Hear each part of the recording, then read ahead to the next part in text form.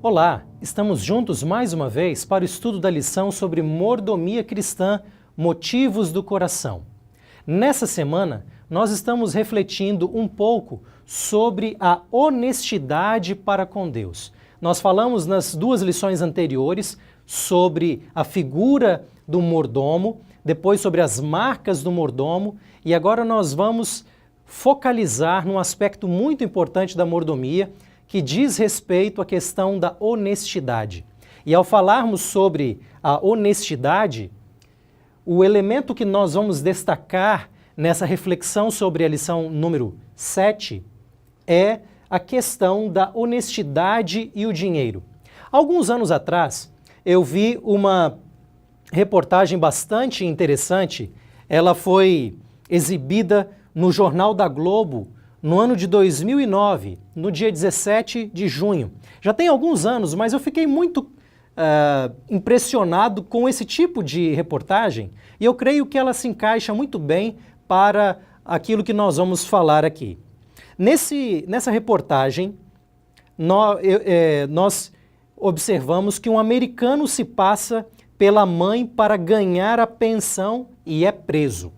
Na realidade, o que ocorreu foi que a mãe desse indivíduo morreu no ano de 2003 e ele usou um documento dela falso para conseguir o atestado de óbito e ficou usando o documento verdadeiro dela para fazer as retiradas de pensão. Ele chegou a embolsar $115 mil no intervalo de 6 anos. Mas a falsa velhinha, como você pode ver nessa figura, foi flagrada pelo circuito interno de TV do banco e finalmente ele foi pego. Honestidade e dinheiro. O que as pessoas não fazem pelo dinheiro? O quão desonestos eles podem se tornar para tomar um dinheiro que não é seu. Esse indivíduo se passou pela sua mãe, que já havia morrido, para que então ele tivesse acesso a um dinheiro que no fundo não era dele. O que dizer acerca da nossa honestidade para com Deus? Existe um dinheiro que nós administramos que no fundo não é nosso e nós não deveríamos usá-lo como se fosse nosso? Bem, a lição destaca um texto muito importante que está em Levítico, no capítulo 27, verso 30. E nós lemos aqui algo que é separado para Deus. Como você bem sabe, o texto diz assim: todos os dízimos da terra. Está se falando numa época de uma sociedade agrícola, onde os bens vêm da terra. Todos os dízimos da terra, seja dos cereais, seja das frutas, pertencem ao Senhor. Eles são do Senhor. Eles são consagrados ao Senhor. Esta é a nova versão internacional. Na Almeida Revista e Atualizada, o que está sublinhado com pertencem ao Senhor e são consagrados ao Senhor, são traduzidos na Revista Atualizada como são do Senhor, santas são ao Senhor. A ideia de ser santo para Deus, a ideia de ser consagrado para Deus, traz a ideia básica de algo ser separado para Ele. Esse dízimo é separado para Ele, pertence a Ele, não nos pertence. Nós não podemos usar aquilo que não é nosso. Veja só que interessante essa citação de Ellen White no livro Educação, página 138. Ela diz assim, só contextualizando o que ela diz, ela antes de falar sobre o dízimo, ela diz que o dízimo não tem um apelo de gratidão ou generosidade. É uma questão simples de honestidade. Aqui está a ideia central da lição dessa semana. O dízimo não é uma expressão de gratidão ou de generosidade a Deus. É primariamente um assunto de honestidade. O dízimo é do Senhor e Ele nos ordena que lhe devolvamos aquilo que é seu.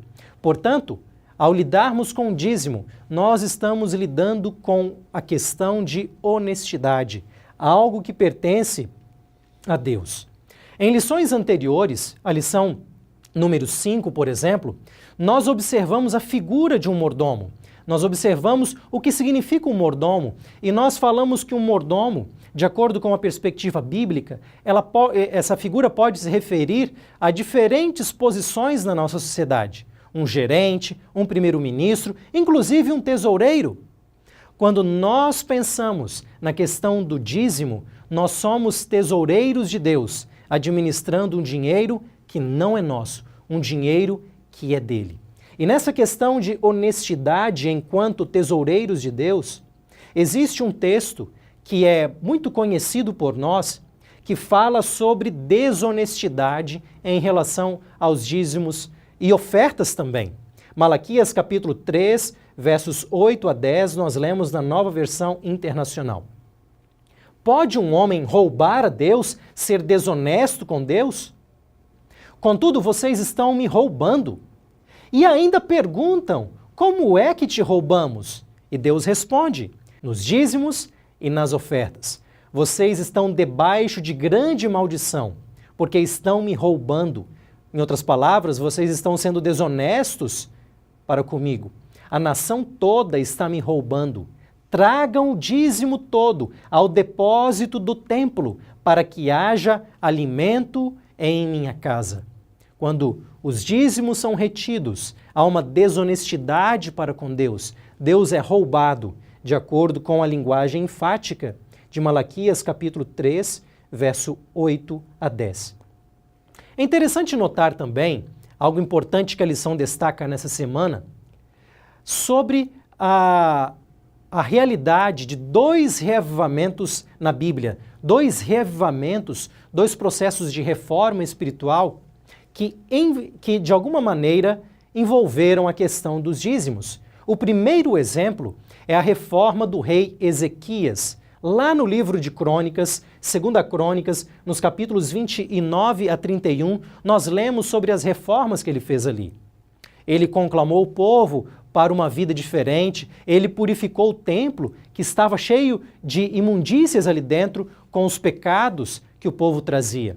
Ele então produziu uma imensa reforma em diferentes aspectos da sociedade israelita, em Jerusalém, e os versos 4 e 5 do capítulo 31 nos falam que o elemento do dízimo estava presente ali. Leia comigo. O rei ordenou ao povo de Jerusalém que desse aos sacerdotes e aos levitas a porção que lhes era devida, a fim de que pudessem dedicar-se à lei do Senhor.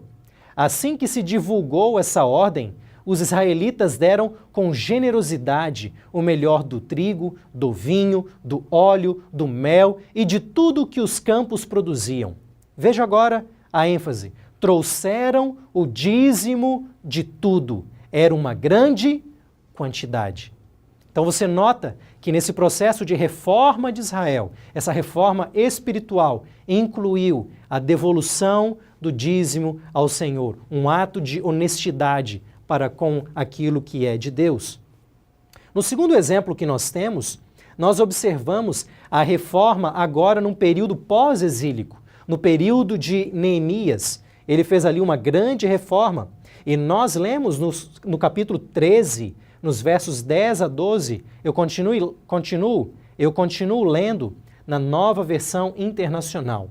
E Neemias diz o seguinte, veja como a narrativa é bem vívida. Eu fiquei sabendo que os levitas não tinham recebido a parte que lhes era devida, e que todos os levitas e cantores responsáveis pelo culto haviam voltado para suas próprias terras. Por isso repreendi os oficiais e lhes perguntei, por que essa negligência com o templo de Deus? Veja, a desonestidade para com Deus envolve negligência para com o seu templo. Então eu convoquei os levitas e cantores e os coloquei em seus postos, e todo o povo de Judá trouxe os dízimos do trigo, do vinho novo, do azeite aos depósitos. Note a reforma de Neemias, como ele enfaticamente conclama o povo para devolver os dízimos que traziam manutenção para os levitas e todo o serviço do templo. Uma grande reforma, uma vida renovada, uma vida de reforma, inclui honestidade para com Deus no campo dos dízimos, uma honestidade financeira, uma honestidade da mordomia. De fato, é muito melhor conviver com a nossa consciência quando nós somos honestos. Quando nós somos honestos, nós não temos o que temer. Nós temos a nossa consciência tranquila, que é uma das características que nós mencionamos nas marcas do mordomo fiel, na lição número 6. O desonesto, ele é refém da sua própria consciência. E essa é uma situação muito ruim. Por meio da honestidade, nós somos livres. Vamos apenas destacar os elementos principais que devem ficar conosco ao nós concluirmos as reflexões sobre essa lição. O texto básico é de Malaquias 3:8, que estimula a honestidade e ataca friamente e fortemente a desonestidade, o roubo de Deus por meio dos dízimos e ofertas. E o primeiro elemento que nós temos que nos lembrar no campo do saber é que nós precisamos crer que a honestidade para com Deus produz um grande senso de integridade pessoal e espiritual. A honestidade é um elemento de integridade em nossa mordomia.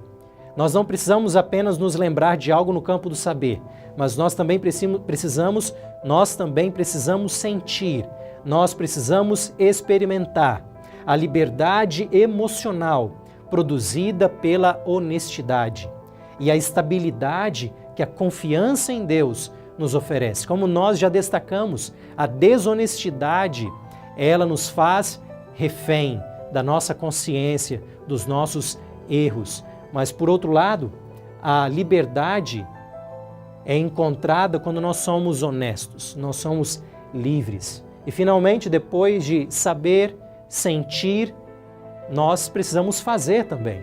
O que nós precisamos fazer ao concluirmos a reflexão sobre essa lição?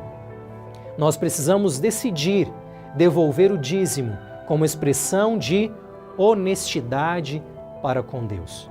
A honestidade é uma virtude muito importante para vários aspectos da vida. Imagine então no campo do nosso relacionamento para com Deus. Precisamos ser honestos para com Deus. Precisamos ser mordomos fiéis, caracterizados pela honestidade. Que a nossa prática dos dízimos possa refletir essa honestidade diante de Deus e que nós possamos experimentar a liberdade e o prazer que essa prática proporciona a nós. Que Deus os abençoe.